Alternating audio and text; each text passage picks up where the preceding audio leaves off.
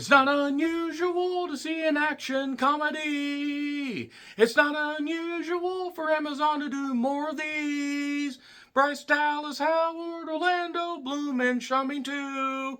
And other big stars going deep undercover for you. Deep Cover is an Amazon MGM original directed by Tom Kingsley, who's done a lot of television and a couple film projects. Check out his IMDb page for the full list of his work. 4 people wrote this. I want you to keep that in mind as I talk about Deep Cover. This came out last Friday. I just got around to it now. But as for those 4 writers, well, we have Ben Ashedan as well as Alexander Owen, who have done television. They also play bit characters in this. And we have Derek Connolly, who did Jurassic World. And we have Colin Trevorrow. Oh boy, the bane of my fucking existence. If you don't know why I think that Colin Trevorrow should be sent down the goddamn river row, well, check out my Jurassic World Dominion review. Nevertheless, we have Bryce Dallas Howard, who plays Kat. She was a one-time trying to be successful actress, but now does improv comedy, has friends, and is basically just trying to make it through her life. Making her way downtown where she wants to go fast and be homebound. But before that, she basically ends up kind of getting into a bit of a situation thanks to, well, wanting to just get out there and do something more with her life. She runs into a man played by Orlando Bloom. Remember when Orlando Bloom seemed like he was going to be a big actor? Now he's just in films like this and other stuff. What happened to Orlando Bloom? Anyway, he plays a failed actor that has done some ads but wants to be taken more seriously. And then we have a man named Hugh. Not Hugh Jass, more in the pity. Nick Mohammed, who actually is pretty funny. And they are recruited by a man named Billings, played by Sean Bean. Is Sean Bean okay? I'm genuinely asking. He does not look like he's okay. I know that everybody gets old. Father Time is undefeated. Genuinely, is Sean Bean alright? So he basically recruits them to take down this crime syndicate. There's a man named Fly, Patty Considine. And there's also another villain, there's Ian McShane, basically. Ian McShane's a terrific character actor. And also, Fly has a hench woman, as it were. Shosh, played by Soyona Mizuno, who is fucking amazingly stunning and gorgeous. What an absolute beauty. Ex Machina and various other films since then. I mean, Jesus, what a beauty she is. She has a nice blonde wig in this. She can pull off any hairstyle or basically having no hair. She is just that captivating. Anyway, so these 3 improv comics are basically sent into the crime underworld in London or wherever. And they get deep undercover in a movie called Deep Cover. Surely you just Amazon MGM. And comedy and action ensue. Look, I saw a lot of praise for this and decided to check it out. To be quite honest, there are a few laughs to be had in this, but this is nothing you haven't seen done by like Guy Ritchie and other directors before him that were able to capture the spirit and the fiery energy. This had a bit of an elevated feeling compared to some Amazon MGM originals. Easy for me to say, thanks to Bryce Dallas Howard having good comedic timing and also having a few good lines in this. Orlando Bloom is all right as a failed actor. I would say that Nick probably was the funniest character. But even then, there's about a quarter of the amount of laughs that a comedy like this needs. Now, it does breeze by mostly, but it is a standard thing that you have seen. It's kind of a satire of, cop cliches and stuff like that. But it's not nearly funny enough to carry it right to the finish line. In fact, I'd say every laugh that is had, there are about 3 or 4 other situations that don't quite ring true. It just feels very safe and stale. There is one funny part with having to take a body apart that I'll talk about in the spoilers. But there are a few moments, it's just not necessarily great. That being said, I'm going to get into spoilers. That's your warning right there. It's on Amazon if you want to check it out. 3, 2, 1. Spoilers. So, yeah, we don't really get... For what this movie promises, and I've seen some high ratings, especially on Rotten Tomatoes, what I saw on Letterboxd was 50-50. There was a line, see, that was funny because they weren't trying to be funny, and that's a weird way to market your action comedy. And, in improv, you say yes, and you just go along with it, you just go with it. And when it comes to improv, It's fun because when you're on that stage, there are no mistakes, only opportunities. And, well, nevertheless. So, Kat gets by with her class. She does have a couple girls there that do end up getting an offer to go sign with an agency. And she's talked about how she's never really got a big taste of success. Sean Bean, again, not looking all that great. Sean Bean does die in this because it's Sean Bean, it's a movie, and therefore he must die. Cue the Gonzo thing. If you get that, you get that. And the idea is this job is basically offered at 200 quid a pop. It needs to be a trio, though, for some reason, because you need more bodies to take the blame. And, yeah, Hugh's a nervous guy that also has some funny comments.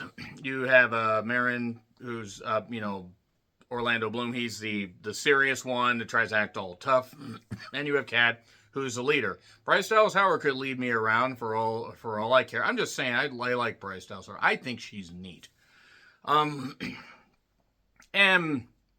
there was a point where there were some Albanians in the very beginning, when Shosh, Mizuno's character, stole some drugs from them. And then at one point, to fit in, Hugh had to snort them, and then snorted a little bit of it, and that was kind of funny. And then they BS their way through a negotiation with the Albanians. So 30 minutes in, by the way, we get the title. Movies need to stop doing this shit. It's getting kind of annoying. But they're fading in just fine. They do, however, see this one point where there's a guy named Sagar, who's called the Iceman, not Dean Malenko. He moves about as well as Dean Malenko now, but I digress. He gets hit in an alley. His door goes right, his apartment goes right out into the goddamn alley. So here's my question.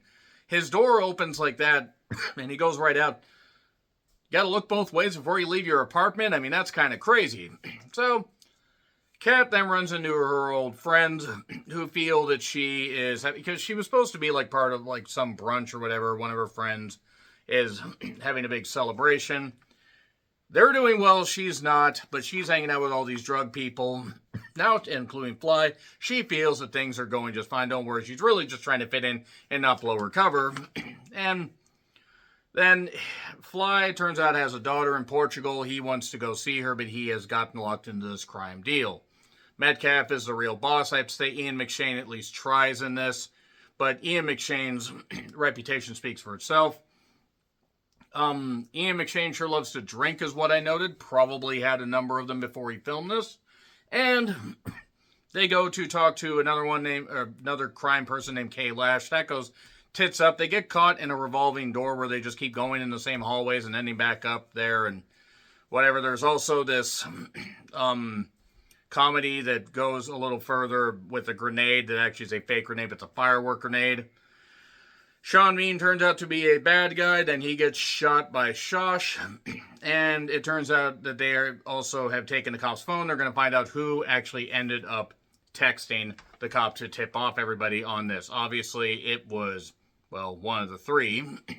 And there are two cops that are kind of inept, and, I mean, I don't really know what this is supposed to be. It wasn't like Snatch. It was better than Operation Fortune Rose de Gueux, but that's not saying much. And with a funny part where they had to take care of the cop's body by cutting him to pieces. The chainsaw scene was actually kind of funny. That was kind of cool. And then Kat has this idea to basically get to her friend's place, take their car to dispose of the body, when you probably could have walked to the beach quicker than it took you to stall for this. But her friends are doing an intervention. I believe her parents are there on the laptop and stuff like that. She admits she's an ag, just improving all this way and stuff like that. While Enya's Only Time plays. By the way, the Enya music was used a whole lot better in Gran Turismo. And I didn't like Gran Turismo, but that was Sail Away. Yes, I know my Enya cuts, believe it or not. There's Caribbean Blue and stuff like that. Nevertheless, they end up getting the car, taking it, burying the body. Shosh sends the goddamn thing ablaze. There was an earlier part where it seemed like, Hugh was hitting on her. How could you not with Miss Mizuno? She's fucking gorgeous. And she takes him back to her apartment, and things are going great. Meanwhile, well, after finding out the cop's phone is going to be hacked somewhere, Kat and Orlando Bloom basically go there to try and do something. So we get 2 fight scenes going on, while it seems like Hugh's actually going to get laid by Miss Mizuno. There are definitely better or worse ways to go. There are way worse ways to go. But then it turns out who the rat actually is. It's them, all 3 of them.